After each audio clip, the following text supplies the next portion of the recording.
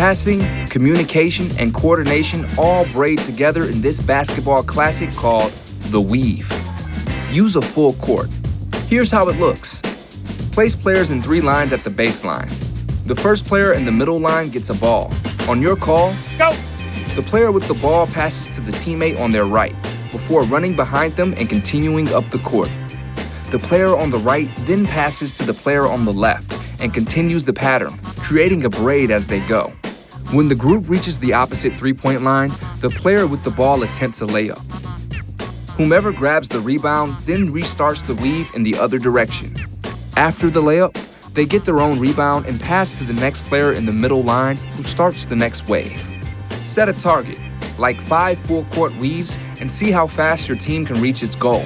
Here, the ball should never touch the floor. Players cannot dribble and must grab the rebound before the ball hits the court. Players will never encounter a weave in the actual game, but the skills they use here will help them communicate and move as a team come game time.